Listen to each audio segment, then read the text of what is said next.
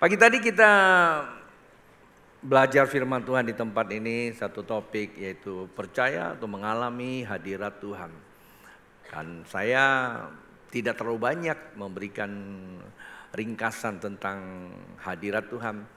Tapi satu hal yang saya tekankan pagi tadi, kalau Tuhan hadir, kira-kira apa yang akan terjadi? Ya, pasti ya hal-hal yang tidak mungkin, yang tidak sanggup kita lakukan dan Tuhan akan melakukannya kalau Tuhan hadir. Itu pagi tadi.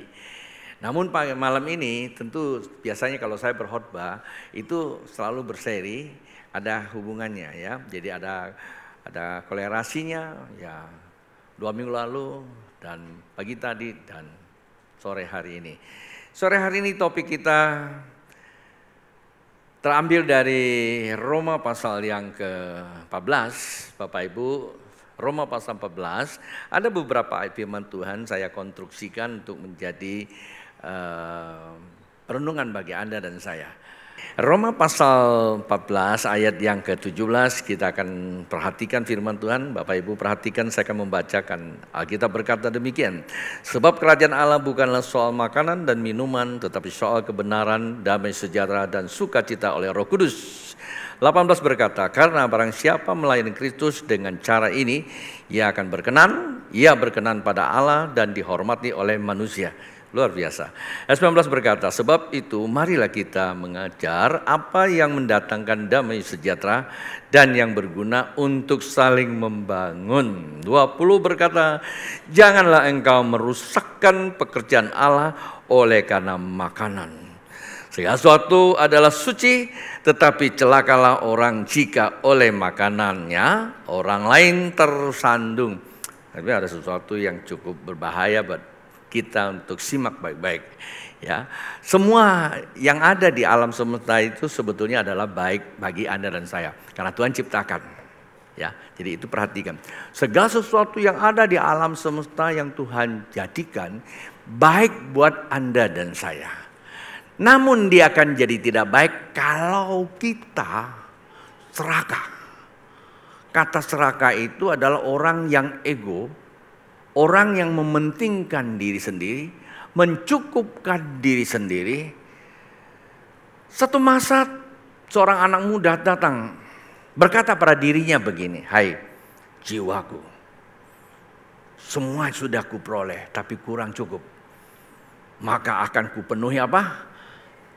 Lumbung-lumbung yang ada pada. Intinya adalah apa? Memuaskan nafsu orang itu sendiri. Maka ada hawa nafsu, ya. Jadi hawa itu cenderung menimbulkan nafsu. Jadi kata hawa itu adalah sesuatu yang menarik. Kata hawa tidak selalu identifikasi kepada wanita. Sesuatu yang menarik, sesuatu yang menimbulkan cinta. Memang ya, hal seperti itu kaitannya hubungan dengan wanita itu betul. Tetapi sebetulnya kata hawa sebenarnya tidak terlalu menunjukkan pada sesuatu yang menimbulkan cinta. Punya uang tidak salah. Cari uang juga tidak salah. Kerja dapat uang tidak salah. Yang jadi masalah adalah jatuh cinta sama uang. Kalau jatuh cinta, ada yang ini namanya apa? Apa istilahnya? Asmaralogi. Asmaralogi, kalau cinta merasuk sukma, ya, cara berpikir tidak rasional. Katanya apa? Rasa seperti coklat? Nah, Anda pasti tahu. Khotbah jangan sebut itu nanti tidak enak makan katanya ya. Ya. Pokoknya sesuatu itu indah gitu aja. Kenapa? Karena disandra karena nafsu. Ya, nafsu itu kalau sudah diperoleh, nafsunya sudah hilang, yang timbul apa? Penyesalan. Semua ya Bapak Ibu. Semua. Beberapa waktu yang lalu ada yang cerita sama saya, ada seorang bapak, nggak ada yang kurang, uang banyak, pintar dan sebagainya. Dan pergi jalan-jalan, pulang dari jalan-jalan, umurnya masih relatif masih muda. Kata muda itu artinya sudah di atas 50. Tapi di bawah 60 lah kurang lebih. Dan lagi santai-santai, tiba-tiba tumbang, langsung ditaruh di Balikpapan. Lalu diantar ke Sukabumi. Mengerti maksud saya? Artinya, apa yang menarik dan dikejar seringkali meniadakan orang ya mengikuti norma kehidupan. Kata norma kehidupan yang normatif saja, yaitu kalau manusia yang baik tidur minimal 6 jam. Baik 7, lebih baik lagi 8 jam. Konon seperti itu. Tapi kadangkala ini mata tergerus kepada layar monitor karena ada angka-angka yang perlu dijaga. Bisa-bisa satu kedip mata bisa hilang semua. Saya punya seorang sahabat ini tahun 70-an. Tahun 70-an. 79 saya baru married waktu itu, kalau tidak salah baru married atau belum married ya. Dia adalah seorang pakar soal keuangan, perbankan. Dia sekolah di luar, lalu ditempatkan di satu bank yang cukup karena kepemilikan seorang pejabat. Bank itu sudah nggak ada sih sekarang. Dan dia mengelola uang bank itu. Satu malam dia bisa menghasilkan uang itu ratusan miliar. Zaman dulu ratusan miliar besar. Belum sih dengar yang triliunan, belum. Tapi semakin hari semakin besar kecintaannya, uang itu menagih lebih besar. Dan hanya satu kedip mata saja. Ya orang kalau dipaksa tiap malam begadang. Karena nggak normal kan. Tidur siang dengan tidur malam itu menurut pendapat ahli itu tidur malam ya kalau Anda kurangi saja 1 jam, Anda tidur 10 jam satu hari enggak bisa balik loh. Kurang 1 jam. Konon seperti itu. Karena saya bukan ahli, tapi saya pernah baca. Artinya cukup beresiko. Tapi kenapa ada orang yang malam jadi siang, siang jadi malam? Karena soalnya kita berkompetisi dengan dunia luar. Kalau di dunia luar, dengan negara lain. Dan jamnya sama kita enggak sama. Kita di sini siang, di sana malam dia tidur. Sementara kalau kita mau berurusan sama mereka, dianya melek, seharusnya kita tidur. Tapi karena kita ini disandra oleh konsep bahwa mereka lebih hebat pada kita, mereka lebih maju dari kita ini nurut aja. Akhirnya apa? Kita kehilangan normatif kehidupan. Dan itu memberi resiko yang begitu tinggi. 2 tahun yang lalu ada satu berita yang sangat amat memilukan, seorang konglomerat di India, usianya cuma 32 tahun. Badannya atlet sekali, besar badannya. Dia senam, dia jaga makan, olahraga cukup, semuanya cukup, dan tiba-tiba kena serangan, meninggal. Orang terkaya di India, 2 tahun yang lalu kalau tidak salah. Atau mungkin lebih, sebelum COVID sih waktu itu. Setelah diselidiki apa sebab? Makan cukup, olahraga ada, tapi 1 hari cuma tidur 2 jam.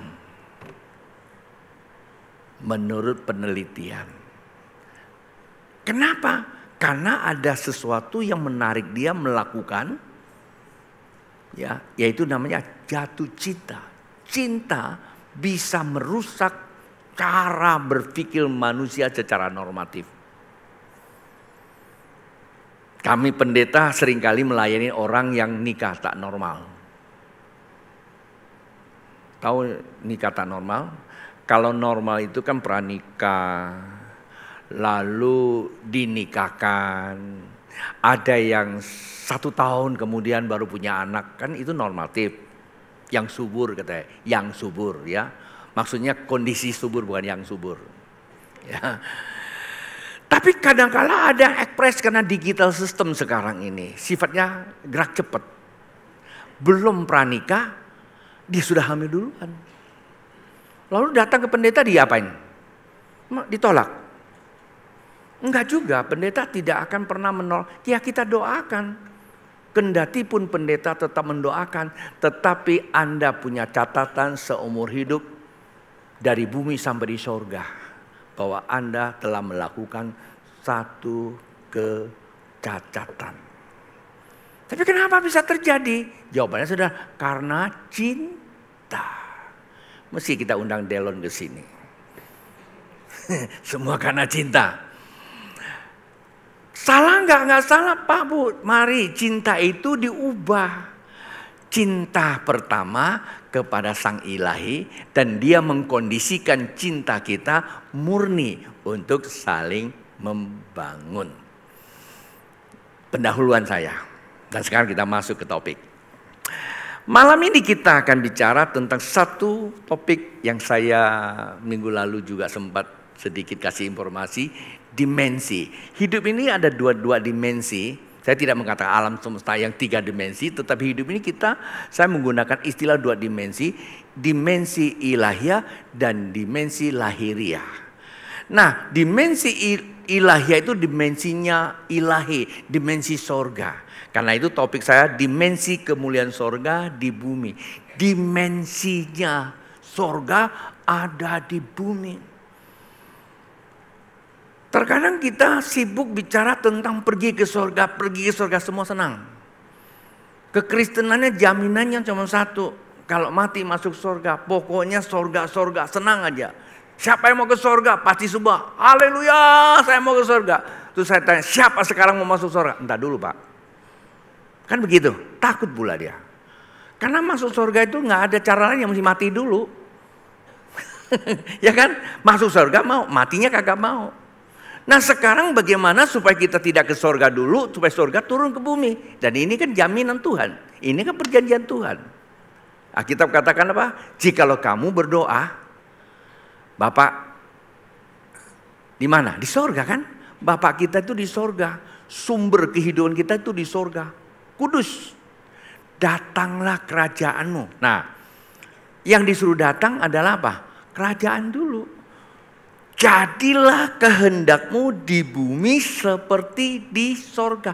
Perantaraan sorga dan bumi itu adalah kerajaan Allah. Sama-sama, kerajaan Allah. Nah, dari situ kita mulai membedah firman Tuhan, kata kerajaan Allah.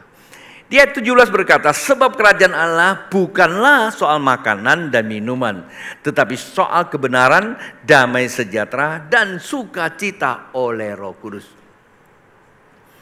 Kerajaan Allah bukan soal makanan dan minuman. Artinya apa? Kerajaan Allah tidak kita mengidentikan soal kebutuhan kehidupan. Dan itu sudah menjadi perjanjian Tuhan kepada tiap kita. Barang siapa tinggal di bumi dan dia sudah disediakan. Paulus menulis surat ini kepada jemaat di Roma. Sebetulnya Paulus sedang mau memotret tentang pengajaran Tuhan sendiri pada saat waktu dia katakan, janganlah khawatir.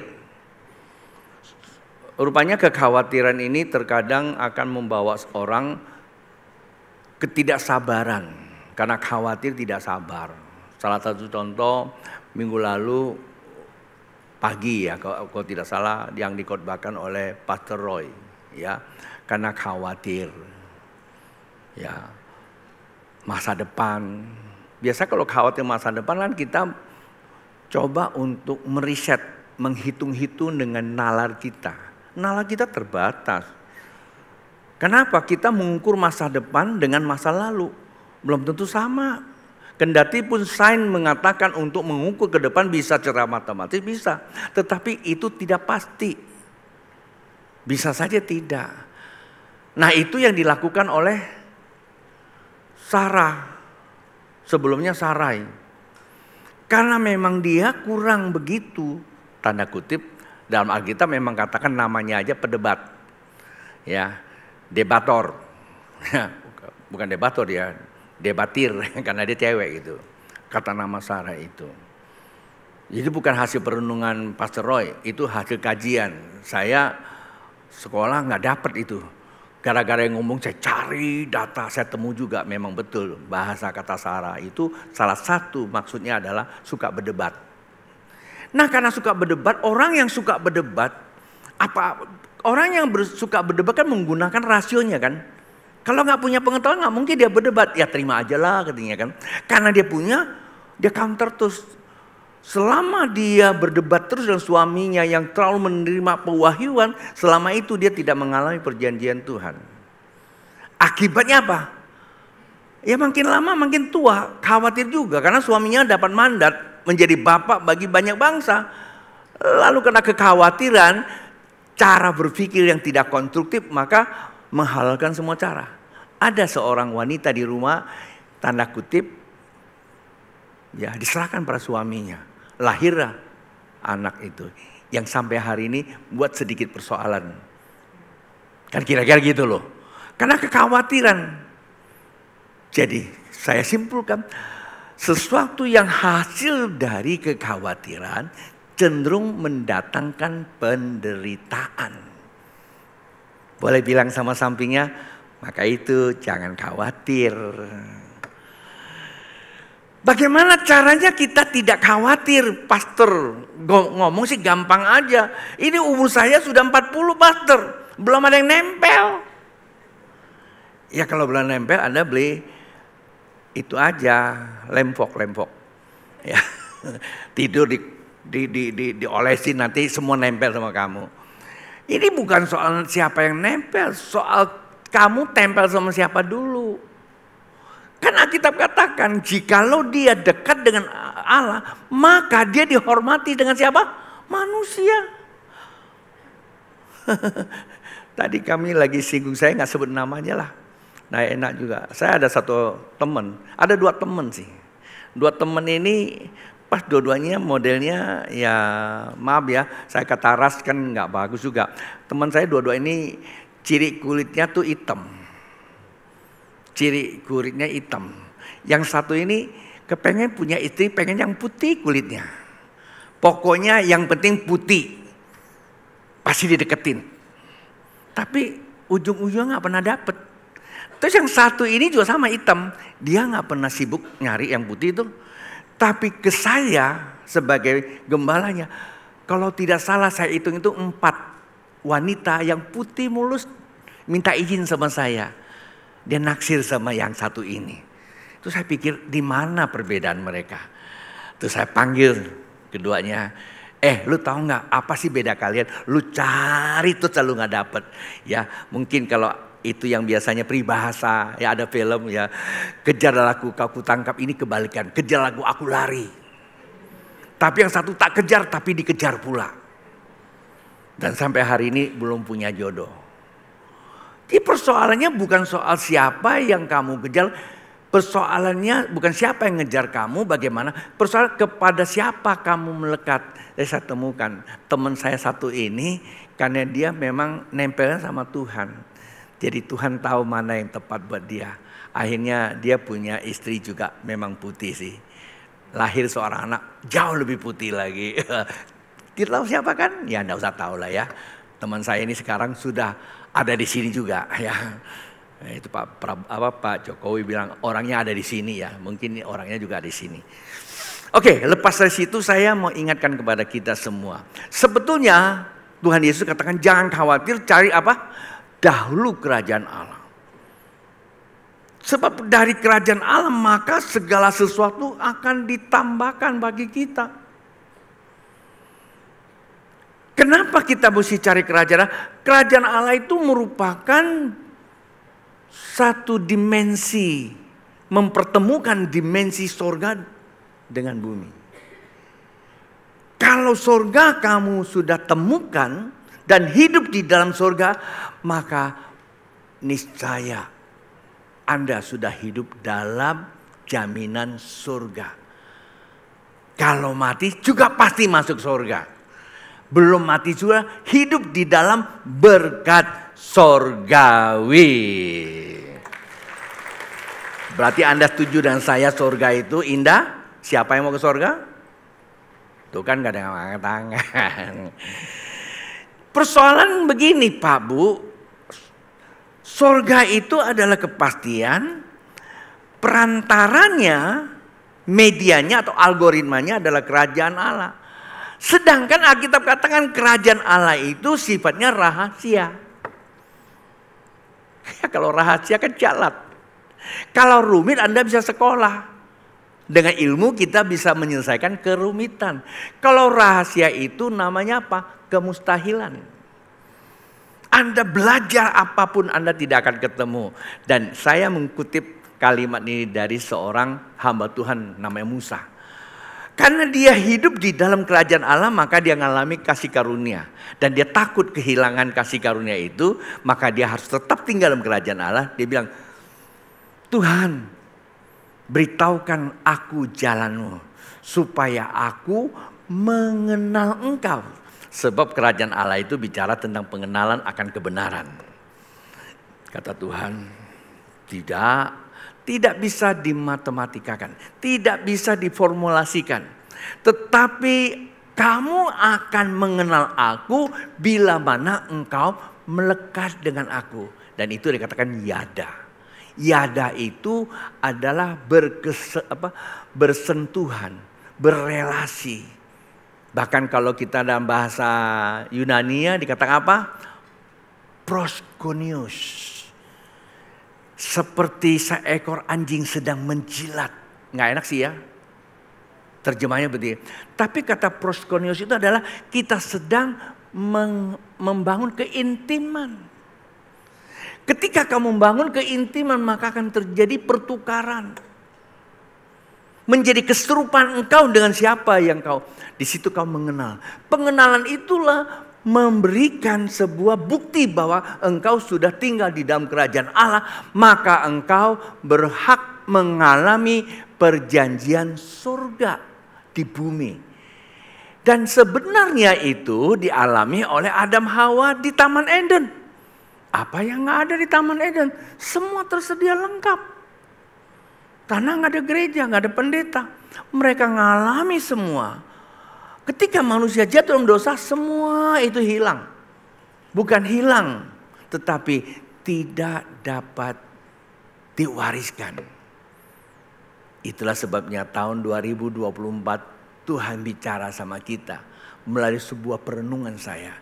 Tahun 2024, gereja yang kau pimpin, dia menjadi gereja pewaris kerajaan Allah.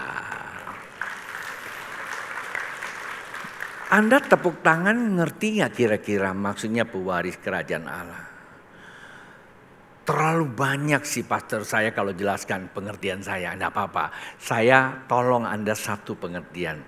Maksudnya apa kalau kita pewaris? Salah satu Anda perlu catat, Alkitab kan namanya sebuah kerajaan muncul berarti sudah menang dalam pertempuran. Ya Pak ya, Indonesia ada, merah putih naik karena ada pertempuran. Siapa yang bertempur? Pendahulu kita sejadi pahlawan. Kita cuma apa? Ngalami, kita warisi. Maka kita disebut apa? Lebih dari apa? Pemenang. Karena mereka memenangkan, kita nikmati kemenangan.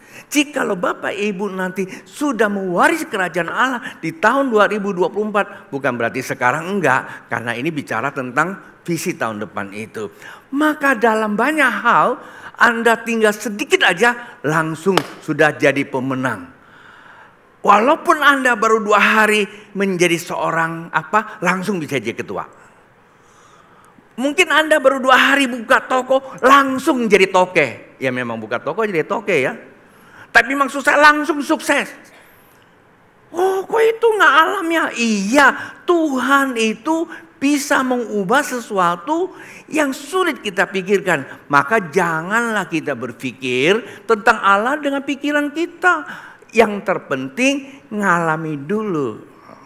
Amen. Nah, karena kerajaan Allah sifatnya rahasia, yang menjadi rahasia bagi mereka yang tidak memahami atau tidak mengenal. Lalu pertanyaannya, apa yang harus kita kenal? Sebab Alkitab katakan sederhana loh.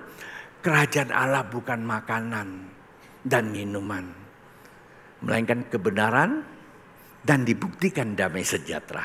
Pagi tadi saya khotbah.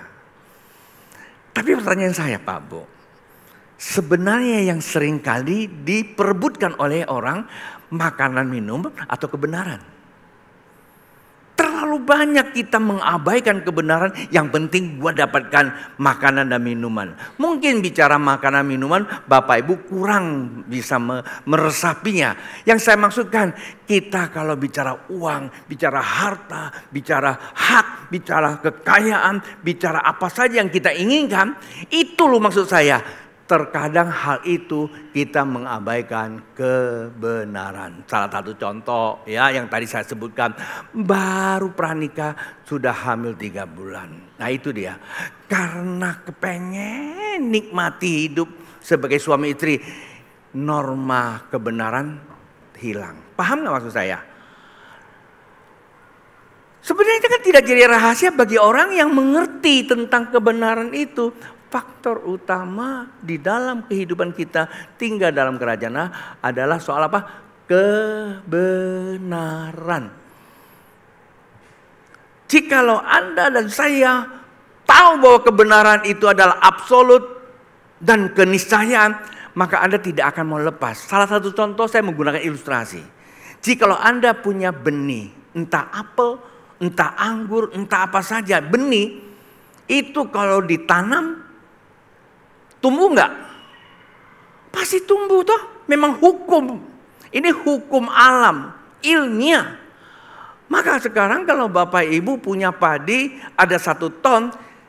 Kalau kami di kampung dulu 1 ton padi 100 kilo kami siapkan jadi benih. Kok mau kenapa tidak dimakan aja 100 kilo? Ya kan? Yang 900 kilo boleh kita makan, yang 100 kilo itu kita simpan buat nanti kita pembibitan lagi. Kenapa? Kita tahu pasti bahwa itu akan menjadi apa? Akan bertumbuh, berbuah, dan lebih banyak lagi. Bisa saja lebih dari 1 ton. Itulah keniscayaan.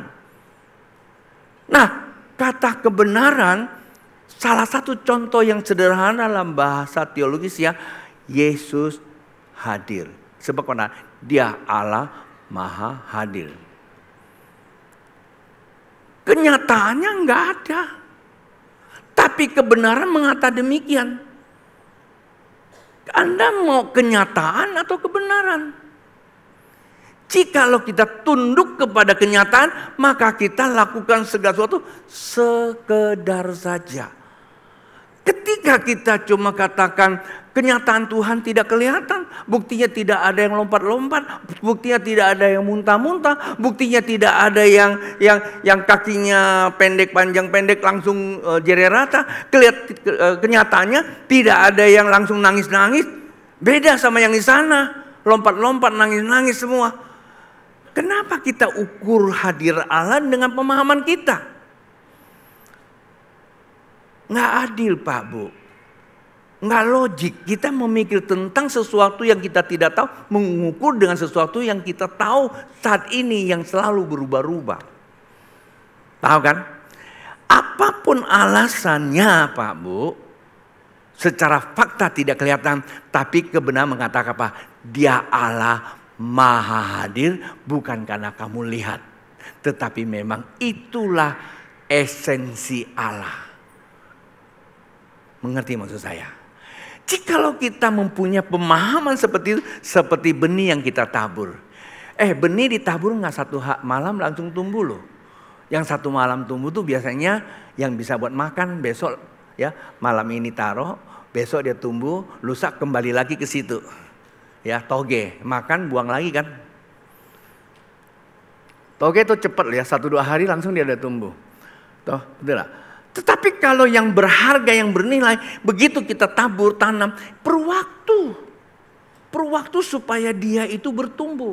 Loh kita kok nggak tiap hari, ayolah anggur, cepat anggur. Enggak, kita kok tekun tanam padi coba. Kamu tabur, saya ingat papa saya dulu, kalau saya masih kecil itu, pakai kayu, colok ada lubangnya, taruh padi, tendang tutup. Nungguin berapa lama baru dia keluar. Udah keluar dicabut ya, potong bagian akarnya, potong bagian atasnya, baru satu-satu dicolok lagi, ditanam lagi. Tapi kok kita setia nungguin ya. Tiap hari kita ke sawah pakai tali, terus ikat daun-daunan, tarik supaya burung nggak makan gitu loh. Tarik gitu.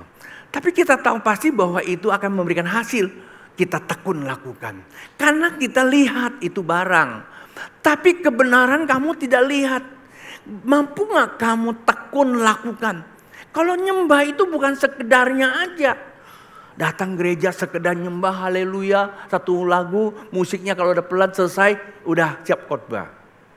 Lama sedikit lagi langsung sini. Pengkhotbah bingung juga karena diliatin jam mulu. Jangan-jangan kelaparan, jangan-jangan khotbahnya nggak ngerti. Jadi kita pengkhotbah jadi apa? Kurang mati gaya tuh kalau lihat jemaat, entar lagi angkat jam lagi. Overtime katanya. Sebetulnya memang masuk hadir Allah itu bukan bicara waktu sih. Kalau saya masuk hadir Allah nggak perlu waktu, karena apa? Sudah terlatih.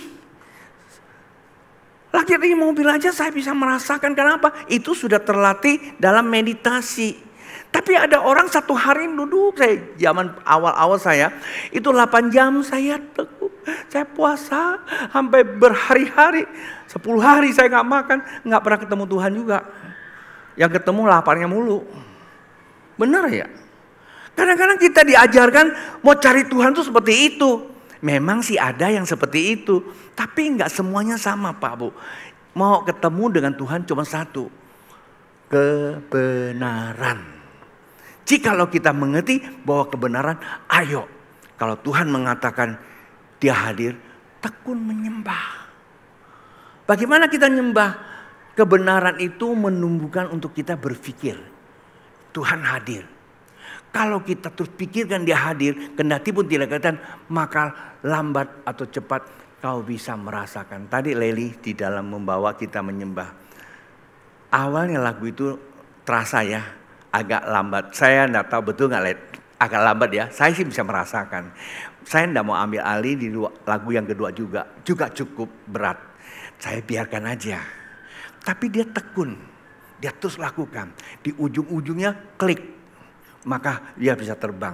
Sebetulnya tadi kalau Anda tidak mau berhenti, itu akan terbang terus di hadirat Allah. Karena kita udah biasa tahu di mana Tuhan sedang bekerja. Di saat mana kita melakukan kehendak Tuhan. Tekun. Tapi gak semua orang bisa tekun sekadarnya saja. Nyanyi sekadarnya. Dengar khotbah sekadarnya. Ujungnya kasih persembahan apa? Sekadarnya juga. Dapat berkat apa? Nah kalian yang ngomong sekadarnya juga. Tapi kalau kita tekun, kamu mendapatkan tanpa batas. Keluar dari pemikiran seperti itu Pak Bu, saya mesti harus memperjelas. Ayat 18 berkata, ya, karena barang siapa melayani Kristus dengan cara ini, ia berkenan kepada Allah, dihormati oleh manusia. Maksudnya melayani Tuhan itu gini, hidup di dalam ketuhanan. Kalau kita jadikan kebenaran itu adalah mahkota. Tahu mahkota? Kalau Anda tiba-tiba menjadi seorang juara, lalu dikasih mahkota, ratu atau raja, Anda jaga gak barang itu? Jaga gak? Jaga, itu simbol kehidupan kamu. Nah kebenaran itu diibaratkan apa? Mahkota kehidupan, harus dijaga. Itu yang pertama. Jikalau kita menjaga kebenaran seperti itu, maka dia di apa? Berkenan kepada siapa? Kepada Allah.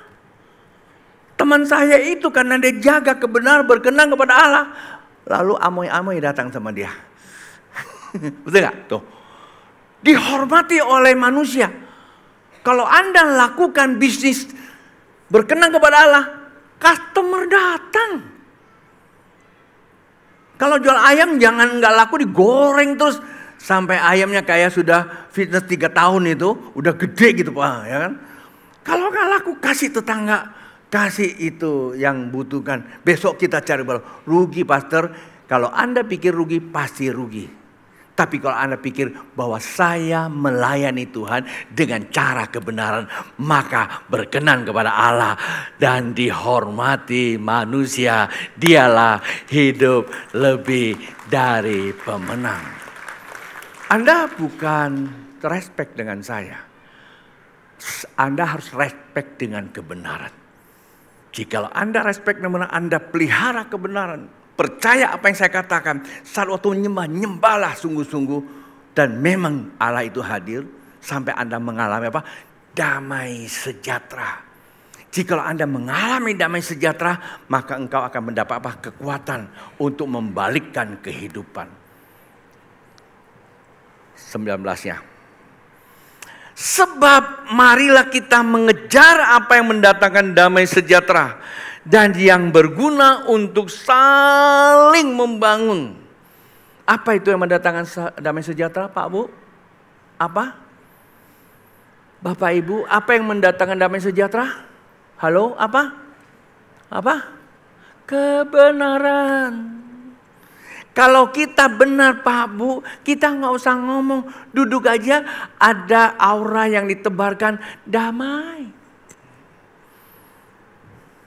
Saya lagi sembahyang, ya memang waktu itu rumah kami masih kontrakan, hanya dibatasi dinding kurang lebih 2 cm. Saya sembahyang di dalam, yang datang di luar nggak tahu. Tapi dia nangis di luar sana, karena dia memang butuh pelayanan, begitu dia duduk dia nangis. Saya keluar, ada apa kamu? Saya merasakan Tuhan ada di sini. Mengerti maksud saya? Jikalau kita berkenan kepada Tuhan, ada energi yang bisa mentransfer orang rasanya damai. Ada ngomongnya enak. Tuningnya pas. Istilah bahasa ilmiah chemistry-nya ketemu. Kalau seperti itu Anda sudah menuai perjanjian Tuhan dalam hidupmu. Haleluya. Itu penting Pak Bu ya. Kejar seperti itu. Dan yang terakhir dikatakan apa? 20. Janganlah engkau merusakkan pekerjaan Allah oleh karena makanan. Memang segala sesuatu itu baik dan suci sih. Tapi jangan semua kita melayani Tuhan dengan faktor apa? Faktor karena hak. Lu mau suruh khotbah? Khotbah di mana? Kalau khotbahnya jam langsung ngomong. Yang jam 8 sama jam 3 enggak lah. Itu mang Gideon aja lah. Ini kan pendeta besar, kakaknya besar. Ya, kayak semalam tuh kan besar, semua mau tuh. Tapi kalau cuma hanya 20 orang, komsel 10 orang, orang kurang suka. Alkitab katakan, kalau kamu melayani cuma faktor angka, faktor pendapatan, maka itu merusak hadirat Allah. Juga termasuk pelayanan musik, termasuk juga ini singer. Biasanya kalau awal bulan perjamuan kudus kan rame tuh. Semuanya keluar juga. Maaf ya, bukan nyindir loh, cuma kasih tahu aja. Semua keluar. Semua keluar. Tapi kalau hari biasa, ya udah pada kerja, pada capek, sekadarnya aja. Lah kita sebagai pelayanannya sudah seperti itu. Bagaimana orang bisa ngalami sukacita itu? Lakukanlah setiap waktu, baik atau tidak, full seperti untuk Tuhan. Bukan karena keadaan, bukan karena hari Minggu, bukan karena KKR, bukan karena event-event besar, bukan karena ada siapa di situ. Tetapi yang terpenting di situ ada Yesus Kristus Tuhan.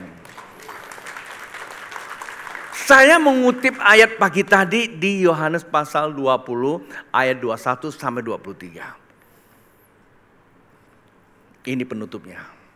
Ketika kebenaran itu dikenal, maka Alkitab katakan damai sejahtera turun atas kamu. menyembah, melayani pengusaha, guru, suami, istri, apa saja statusmu, jikalau engkau hidupi ada rasa damai di hatimu, sesungguhnya sorga ada di dalam kehidupanmu. Dan apa yang terjadi? Kau memperoleh otoritas kerajaan Allah dan kuasa sorgawi. Kau bisa membalikkan keadaan kehidupan yang sakit. Dia akan dibalikkan menjadi sehat. Yang sedih dibalikkan menjadi sukacita. Yang bokek dibalikkan menjadi sukses. Apa saja akan dibalikkan jikalau kita berjumpa dengan Sang Ilahi. Damai sejahtera terjadi. Manusia yang dikasih Allah diberkati dalam kemuliaan Tuhan. Mari bangkit berdiri Bapak Ibu.